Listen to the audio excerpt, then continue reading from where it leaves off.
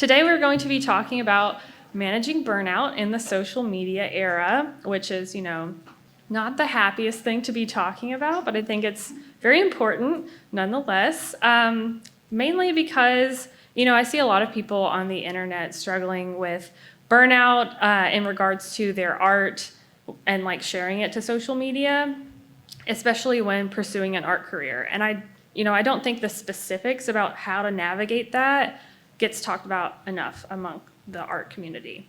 So first of all, I'm going to introduce myself. My name is Erica Weisman. I also go by Erica the Goober. I've been working as a full-time artist since 2018. I do a lot of different things as an independent artist, including Patreon, YouTube, conventions. I run an online shop, and I also do some freelance work, including illustration, character design, video work, and teaching. So it's a lot of different things.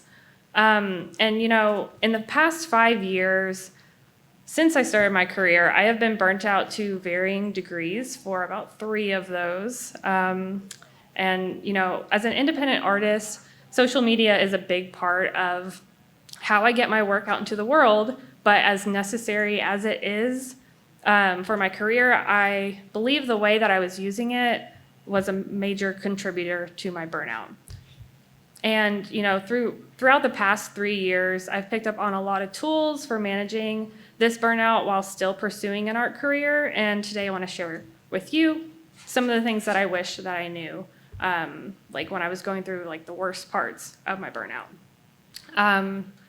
So I'm not a mental health professional. I'm just an artist who has a lot of experience with burnout, who, I wrote about it a lot through journaling, like as it was happening. So basically I had like a record of this entire experience and, how I worked through it as it was happening. So I just want you to take the things that you think will work from this and, leave the rest. So burnout and social media usage, in my experience, are closely intertwined. And I think it's key to understand how social media can contribute to and perpetuate burnout for artists. And I'm going to use my own story with burnout as an example of exactly how interaction with social media can change an artist's relationship with their art and their creative process. So doing what I do now as an independent/freelance artist was very unexpected. I originally wanted to work in a studio because back when I decided that I wanted to make art my career in middle school, which was like 2007, my only option was to work in a studio in either games or animation if I wanted to draw characters for a living. So I wanted to go to art school, but because I thought that was like a requirement to get the job that I wanted, but I couldn't afford to go to like a fancy art school, and I didn't want to be in crushing student debt, so I went to a local university in the Midwest where I live and studied fine arts because that was the closest thing that they had to, the kind of art that I was interested in. But they didn't offer classes on illustration, character design, or even digital art. Quite the opposite. Actually, it was highly discouraged to draw characters like I do now in most of my classes. And also, online courses and resources weren't as available as they are now. So everything that I learned about digital art was learned thanks to the very generous people creating tutorials on YouTube and DeviantArt, a lot of trial and error, and drawing a whole lot. So in addition to my fine arts schoolwork, I challenged myself with learning everything I could about character design and illustration outside of class. So for me, this meant keeping a sketchbook with the intention of learning new things and experimenting with different kind of digital painting techniques. And to keep myself consistent with drawing more and kind of keep myself accountable, I started sharing my art to Instagram. And, when I first started out sharing my art, I treated it like a journal. So it was like a record of what I was working on at the time and my process, and it kept a record of like my progress developing my skills. And this was like by far the healthiest relationship to social media that I have ever had. My goal was not to grow a following or like to get a job, because I didn't really know that was something that was possible. I don't even think it really was at that time. And I had previously been sharing my art to DeviantArt and Tumblr since 2008. And when I was using those platforms, I just mainly used them to post my art and like participate in fandoms by drawing like fan art and just be inspired by other artists. So I brought that same energy to Instagram initially, because that was all I knew. So I started to see growth on social media, and that kind of came with some good and bad things. The good, I saw my art drastically improve from like consistently drawing and showing up and trying new things. Growth on social media, or on Instagram in particular, eventually led to more opportunities, like me quitting my job a year after graduating to do kind of like what I do today. So I began taking commissions, opened a Patreon, started a YouTube channel, and Instagram was kind of like the home base where people originally found me. But not everything that came out of more eyes on my art was positive. This planted some seeds for some very bad habits and thought processes that only grew as time went on. I started tying my worth to my self-worth to numbers, and I began to notice that, if I shared something different than what I normally shared, like a different kind of style or a subject matter, then people would like not engage with it or like unfollow me. But then when I stuck to that same kind of stuff, then you get the positive interaction from that. So I kind of learned that if you draw something that does well numbers wise, it can subconsciously influence you to draw more of that thing. And it turns out that it feels good for people to appreciate your art. That was very different from how I felt in college, because I couldn't fully embrace the kind of art that I wanted to do. And the opposite can also happen. Lower numbers on a post can discourage you from drawing or sharing the same thing again. And for me, if I went against what the analytics were telling me, I got this feeling that I was doing something wrong or like doing a bad job. And this led to a lot of people pleasing, kind of relying on my audience to tell me what they wanted to see from me. And another big thing was toxic productivity. Because of the feeling like if I was doing a bad job and my posts weren't performing well, I started to listen to too much advice about like best practices when sharing to social media. A ton of advice that I heard was that I needed to be consistently posting. So I thought that like if I didn't make one painting a day, I wasn't doing enough. And that was really hard to keep up with. But this mindset only got worse as I continued to build my career. So, from sharing art and creating YouTube videos, I had accidentally laid the foundation for an independent art career while I was trying to work towards a studio job. And in 2020, I decided to fully pivot to pursuing that instead. And I was really eager and excited to go all in with it, but it was very different from the experiences that I had in the past with like different jobs and school, where there were very clear expectations about how much work needed to be done or even like when to stop. So this kind of led to me adding more and more to my plate with seemingly no limits. So I'm going to give you a look at what my typical monthly schedule looked like in 2020. So I started doing freelance, and that was in addition to commission. So I was doing like classes for 21 Draw, streaming regularly, and doing illustration and character design work. I was also running an online shop. And then we have Patreon, which Patreon started out as something manageable, but then I kept adding more and more until it grew into something that I was barely able to keep up with. So here's what a month looked like. So we have 2 written tutorials, 2 YouTube videos, sometimes a multi-page tutorial, like in addition to that, print and sticker club, where I designed like a new print and sticker and, printed, cut everything myself, and then had a handwritten note in the mail, 4 speed paintings, 4 layered files, 4 Photoshop, 4 phone wallpapers, and I did sketch commissions with that every month. And just looking at this, I'm so overwhelmed, and I have no idea, how did I do this and freelance work at the same time? Why did I do that to myself? And on top of those things, I had to be able to draw and sketch a whole lot because, one, I had to have art to turn into the time-lapse videos and the layered files and whatnot, and I had to be able to keep up with posting to social media. And I didn't even mention all the time that I spent doing making graphics and to try to promote the stuff that I was making and all the admin work. It's just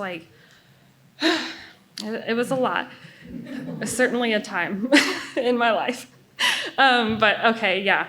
So it just felt behind the scenes, I could never catch up because as soon as I would complete all these tasks, the month would end and then it would be right back to a full plate of all this stuff to do.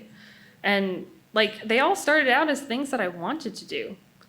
But having so many things to complete just kind of made them feel another thing to check off the list. I have to get it done.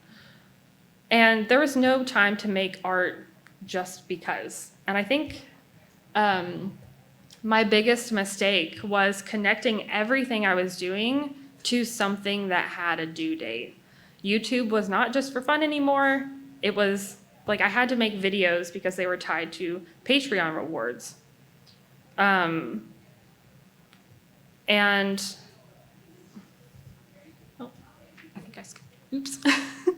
Everything I made was for something else. So I stopped kind of enjoying the process because I had no time to take my time on things. There was no time to experiment or even make mistakes. And then when I did make mistakes, I would beat myself up because I didn't have time for mistakes. I had too much to do.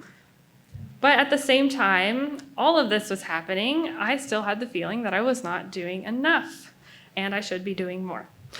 And I think a big part of that was the fact that I didn't study the stuff that I was doing now in school. So I never really knew if I was doing things the right way. And I always questioned whether or not I was qualified to be doing it. And I guess there's part of me who thought I need to make up for it by doing more things. So my interaction with social media certainly fed into these feelings. And an important thing that I realized is that social media can play into your pre-existing insecurities. If I was already not feeling like I was doing enough because of my experiences in school and just thoughts about myself, social media certainly amplified that feeling. So here are some ways that social media interfered with my creative process. First, we have self-doubt, imposter syndrome, and comparison. When I did quit my previous job to do art, I had a lot of self-doubt and imposter syndrome because, like I mentioned, the kind of art that I was doing was way different than the kind of art that I'd been trained in. And it was hard for me to gauge whether or not I had learned enough to do this for a job. And this kind of left me seeking reassurance by comparing myself to what I saw other artists doing. I constantly measured myself and my work up against what other people were doing, which was, really unfair because I was only seeing their best days and the things that they wanted to share, not the work that got them there. Even so, I never felt like my art or the things that I was making was good enough. So another thing is that I noticed that social media can make you feel rushed in all kinds of ways.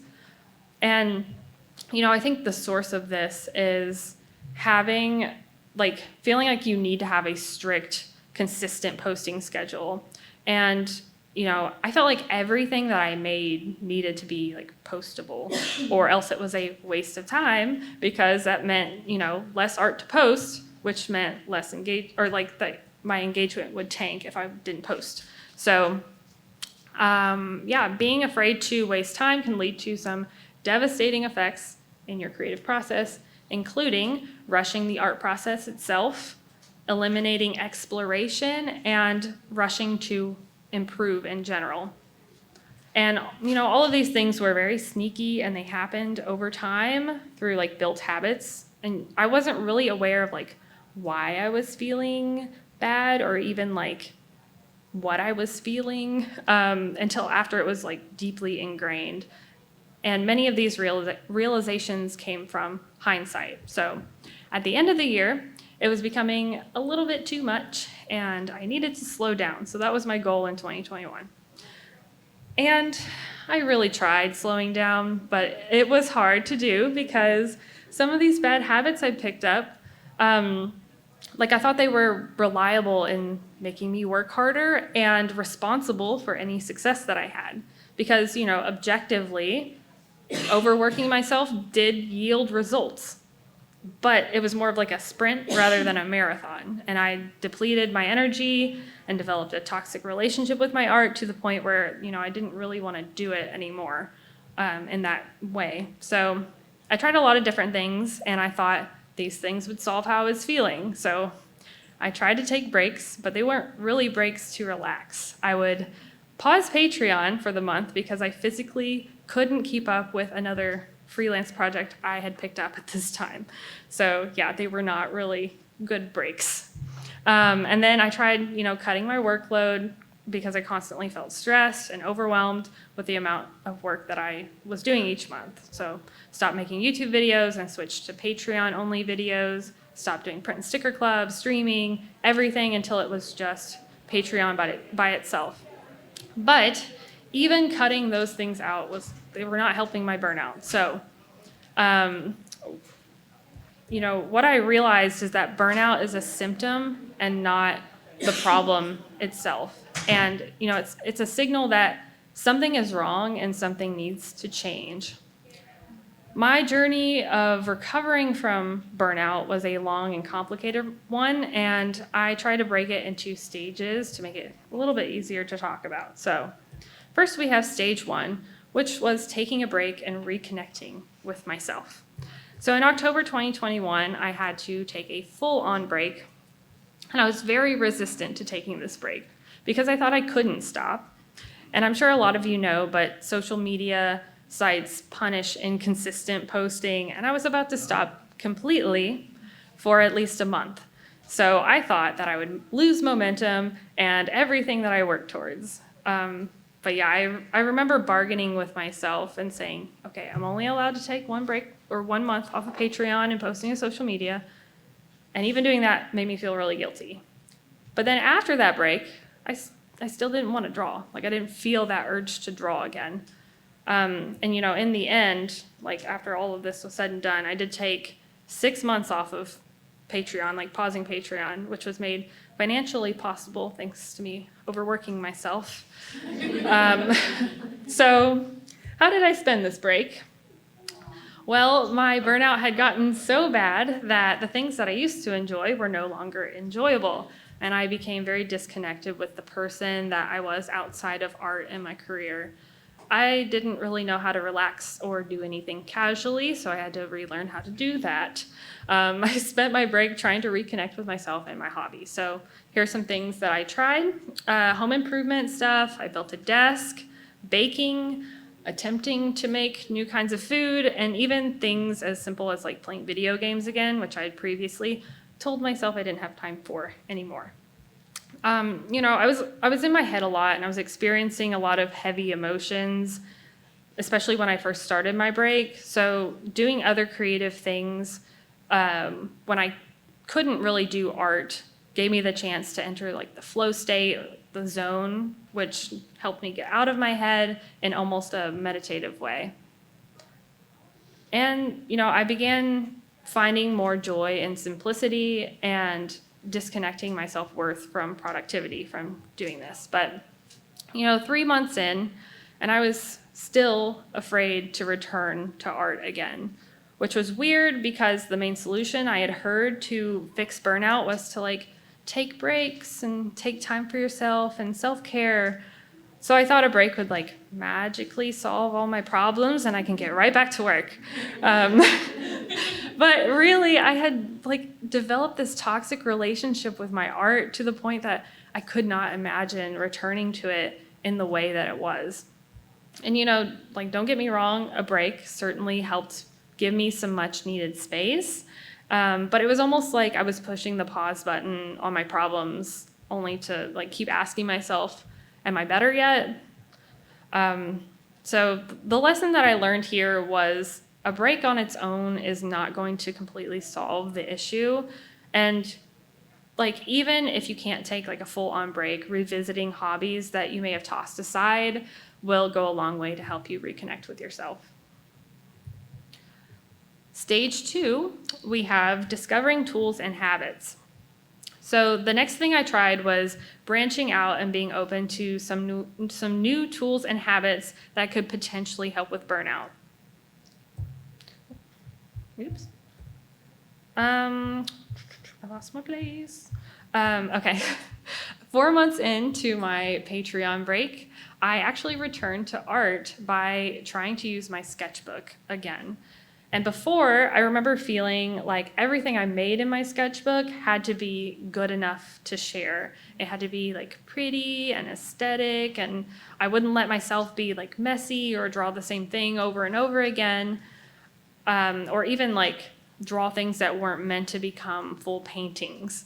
So I pretty much stopped doing it just for fun, even though it was something that I used to love doing. I wanted to come back to it in the most approachable way I thought I could, and that was by sketching with no rules or intentions, or no rules, and intentionally breaking old rules that I had subconsciously developed. To help me stay consistent, I had set a goal for myself to fill the rest of my sketchbook, which was about 45 pages, in 2 months. And this made it more about like just showing up rather than trying to make like good art all the time. It made drawing less scary and more approachable again. And, I didn't meet the 2-month deadline, but this time I didn't beat myself up for not achieving this. Like, I had made an effort that got me to start drawing again with less pressure, and that was like enough of a win for me.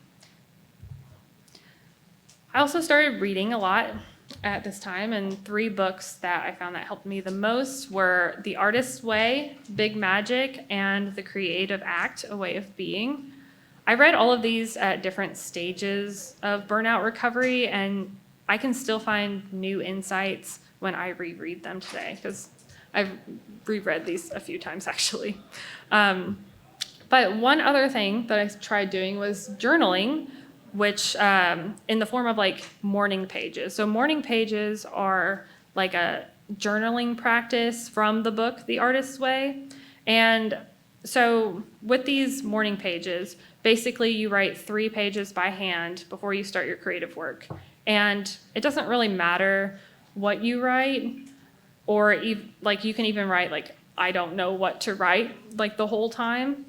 The purpose is not to write something good, but to kind of like unload your mind. And I found that like when I'm writing these, my brain usually starts working about like a page and a half in, and I uncover something that was bothering me or something that I wasn't giving myself enough space to think about. But, sometimes not, and that's okay too, because the practice itself is more important than the results. Doing these pages led to me journaling more and writing a lot for introspection. And, I think journaling was one of the most important habits that I probably picked up from this like burnout recovery.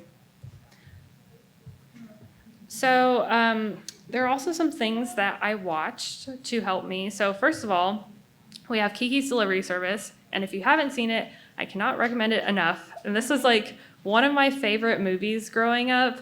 But rewatching it as a burnt out artist had me like sobbing in like a very cathartic way. There are a lot of parallels between Kiki's story of like turning her passion into a job and how I experienced burnout.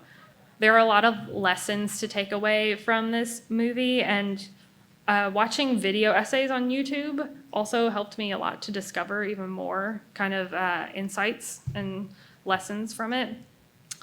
And finding YouTube videos in general, like about things I was struggling with, helped me a lot. And by far, the most helpful channel that I found was Healthy Gamer GG. And they have like a lot of mental health resources.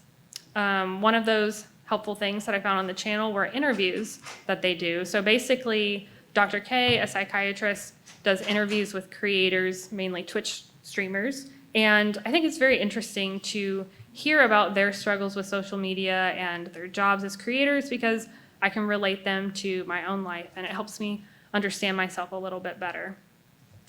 Through watching the YouTube videos on this channel, I learned that they had a coaching program, which included one specifically for creators. So I ended up doing that coaching program for about 16 weeks, and I met with my coach for a video call for once a week for about an hour. And it was nice to have like a person's like outside perspective that didn't really know me, to hear my story and help me see things more clearly.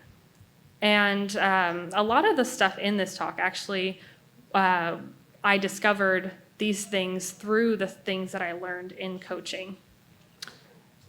So what started as an unguided search for solutions to my burnout led to the discovery of all of these different tools and resources to help me start to recover.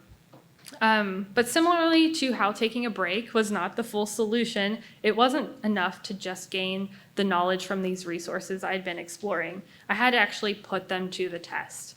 The biggest value I got from these was how I interpreted them based on my own experiences, not just taking everything said within these resources as truth.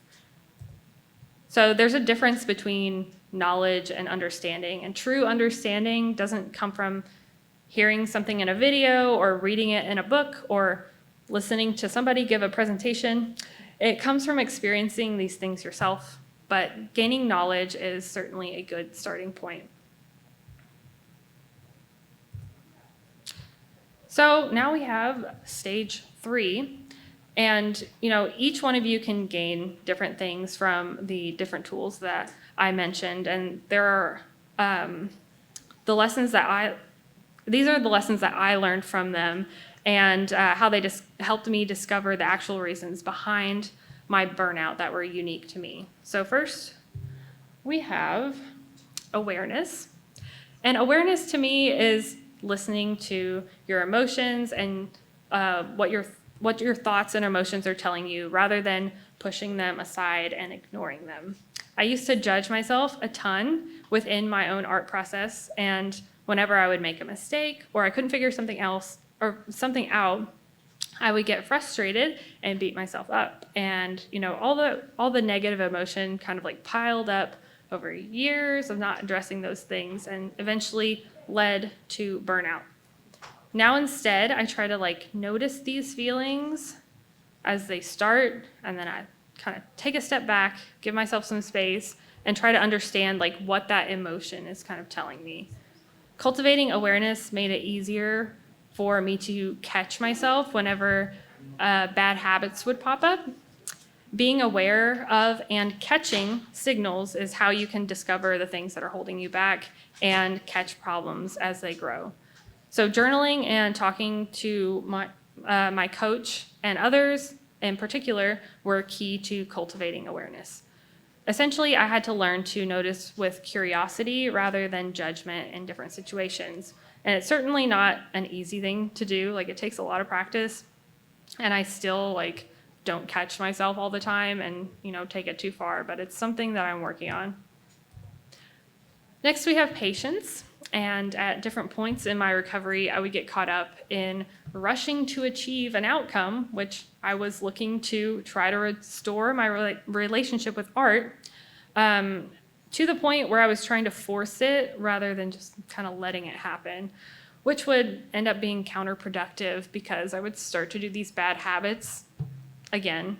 And I had to really learn to meet myself where I was at and not try to force anything. And lastly, we have self-compassion. And this one was really tough for me because every time I would hear people talk about the importance of being kind to yourself, I would be like, ooh, you got anything else? Can we skip this one? Because it was such a hard thing to like wrap my head around, because I think I blamed myself a lot for being in the burnout situation I was in, like in the first place. So I had to learn to forgive myself and understand why I did what I did. And I did the best I could with the knowledge that I had at the time. It was unfair to beat myself up for making mistakes, like adding too much to my plate. And every mistake was information that I could learn from and use to make things better in the future. So those are 3 personal lessons that I learned on my journey. And while it can be helpful that I'm telling them to you, each one of you are going to have like your own lessons that you discover that are probably a little bit different than mine. So now I'm cured and I don't ever have to worry about burnout ever again. Just kidding, absolutely not. I have to take things day by day. And it was certainly easier to manage burnout when I was taking a break from social media. But it's an integral part of how I make a living, how I find inspiration, and how I connect to other artists. So I wasn't just gonna stop using it. So let's talk about some practical things that I do to manage like how I use burnout in a healthier way that supports my career and, not in a way that makes me feel drained and burnt out. And remember, you don't have to get to the extremes of burnout to start implementing any of these kind of practices. So first, we have clarifying intentions and values. We all have a limited amount of time and energy in the day, and if you're not being intentional with where you put that energy, it can cause all sorts of problems. Spending a lot of time on things that you don't necessarily care about but feel pressured to do can lead to burnout, apathy, and just feeling uninspired in general. So to avoid this pressure, I try to ask myself these questions before I share or make something. So first one is, why am I making this? If my answer is I'm interested in this topic or it was fun to make, then you're in the clear. This is great. But if it's to feed the algorithm or to have something to post today, then that's a red flag. The next question is what I'm sharing something that I personally would be interested in seeing? You're in the clear if, you say yes, this would make me feel so inspired. But then, if you say no, but somebody will because it's trending or popular, then that's a red flag. And, I think a good example of this is for me personally, is the pressure to create reels and TikToks and shorts, because all I hear are people talking about how they're really good for reaching more people and growing, but I don't want to. I really just don't want to. And I've tried to batch a whole bunch at once, or do the ones where you erase away the sketch to reveal the final, or even showing my drawing process, but it's I'm actually pretending to draw something that I drew 3 years ago. And it's this is the perfect example of something that doesn't align with my intentions. I don't want to feel like I have to chase these trends or feed an algorithm. And instead of chasing temporary growth that I could maybe get from making a short form video, I could instead invest in myself and what I actually want to make. And, old me would have fought so hard against this because it feels like I'm missing out on an opportunity if I don't make these. But I also have to think, if I'm spending all of my time making these, what am I giving up instead? Or if I am going to continue making these, could I find a different approach that aligns more with my intentions? Next, we have scheduling, specifically scheduling things with your intentions in mind. When I used to plan what I was going to share, I would plan to post a bunch of things that I hadn't even made yet or finished, And as you can imagine, that did not work. And that made me feel really rushed to just kind of check things off the list. So now I kind of block out some time on Fridays to reflect on what I had made previously that week and decide what I want to share, like using this Notion template I built to kind of keep me organized. So then I'll prepare the images, prepare the description, and save the draft. And I'll try to batch these if possible, so do multiple at once to share the next week.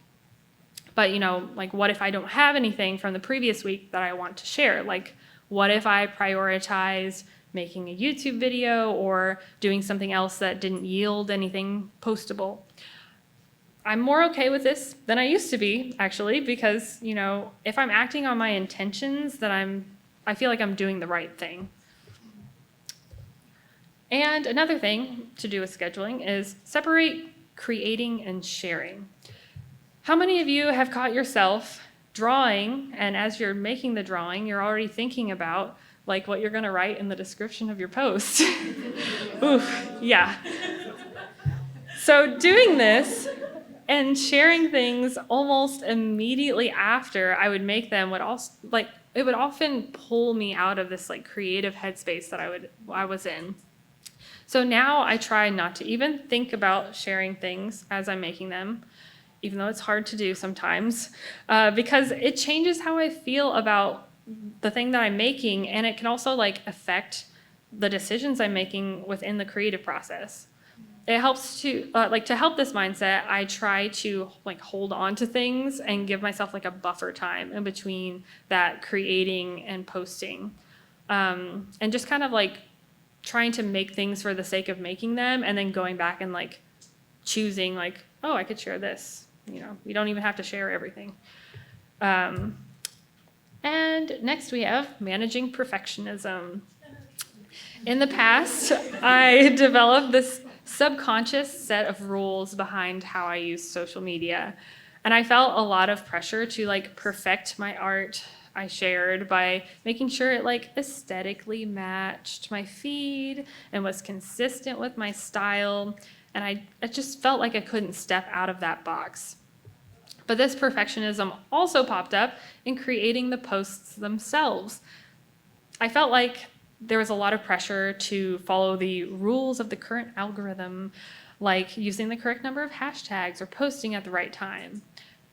Why did I feel the need to do this?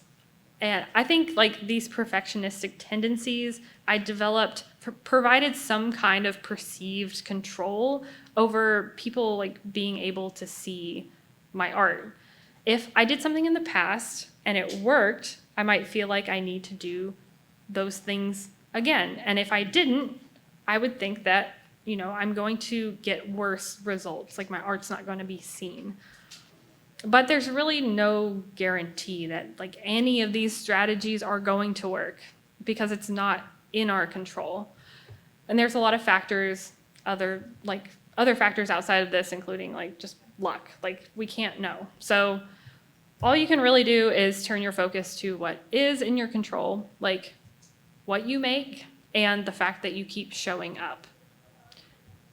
So how am I trying to work towards breaking down this perfectionism? I am trying to use social media to practice mindfulness, which sounds really weird because those two things aren't normally in the same sentence. But like, here's what I mean. So there was one time that I didn't finish a hand in a drawing that I posted, and somebody left a comment making fun of it. So I created this like subconscious rule in my mind that I was only allowed to share like finished work because I was afraid of getting another comment like that. But the thing is, I love seeing people's sketchy, messy art. And I also love making sketchy, messy art. But because of this rude comment, I felt like I wasn't allowed to share that myself. But I don't want comments like that to stop me from sharing something that I want to share or making something that I want to make. So rather than trying to avoid them, I try to first notice that I feel the need to perfect something. Then I try to like fight that urge. And then I try to, I share that thing without making the changes. And this is really hard sometimes, but just see what happens when you don't act on that impulse, because chances are sharing something that you love will attract people who love the same thing. And even if you do get a rude comment like that, they don't get a say in what you share. Think of it as an opportunity to have courage and face a fear and reject this perfectionism. I'm now trying to redefine what is acceptable to share in my feed and breaking these rules. And I'm trying to get back to treating things like a journal, like I used to, like when I first started sharing to social media.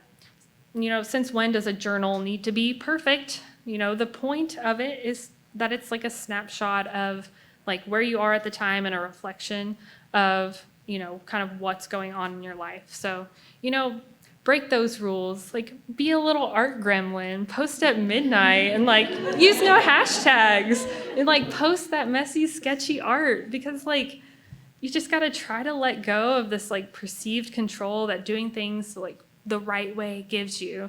And I promise you, it feels so much better to worry less about analytics or trolls or, just try to turn your attention to making things you care about instead. I absolutely don't have everything figured out, but instead of facing the challenges and shaming myself for them, I try to write about them and reflect on them as they pop up, which leads me to what I'm doing now, sharing what I learned from the experience with other artists in the hopes that it can help you navigate similar situations. As difficult as this burnout journey has been, it's actually changed my life for the better, if you can believe that. Burnout in art led to me discovering deeper insecurities that I didn't realize were still there. And I realized I came face to face with them whenever I would do anything with my job. It led me to knowing and understanding myself more deeply, even outside of art. Being an artist has taught me so much about myself, and helped me to work through experiences, not by creating things based on those experiences, but what the act of creating can tell me about what's going on emotionally that was hidden. I developed writing as a skill through journaling, and that's kind of brought more purpose to my YouTube videos, because now they are an outlet for me to share the things that I've written. I've learned to ask for help through coaching.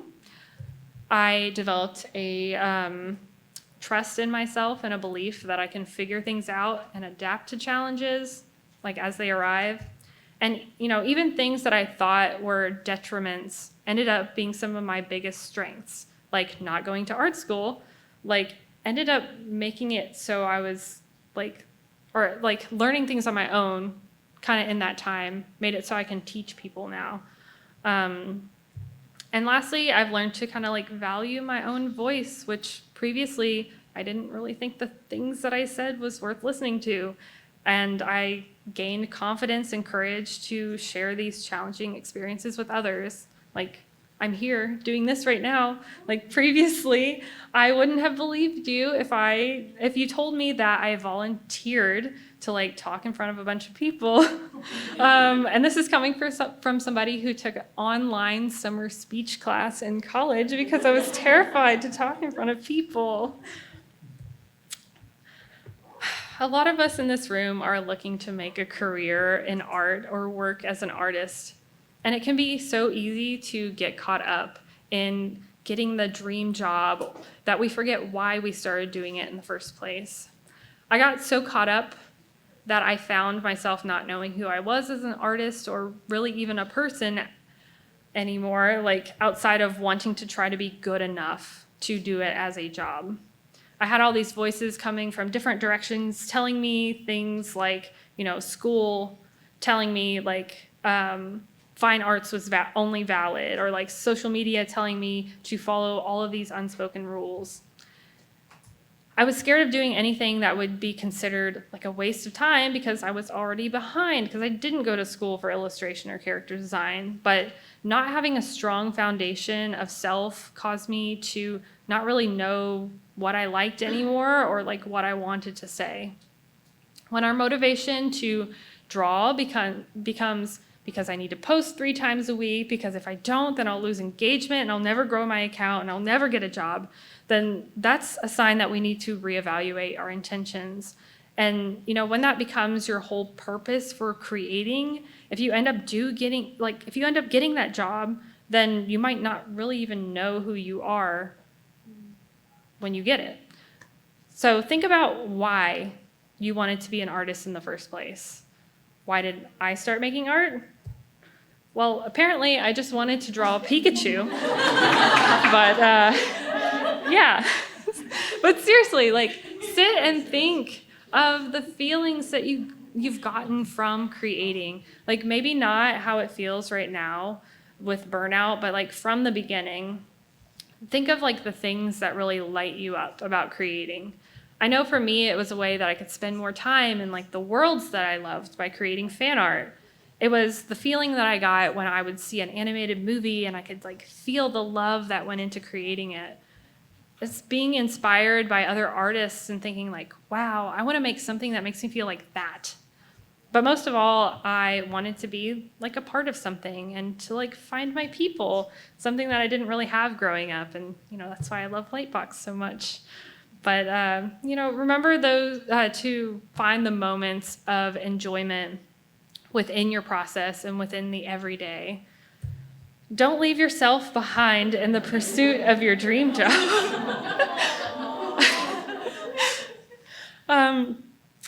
It's pretty amazing that we can create things from nothing.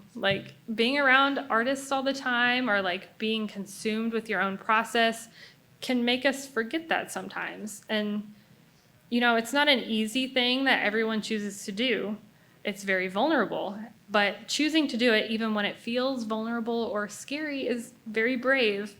Even more so for those of us who have been told at some point in our lives that the things that we made or even we were ugly, weird, or cringe. And, that hurts and we carry that with us. Their voices kind of morph into our own inner critic that's trying to protect us from shame of a similar situation happening again.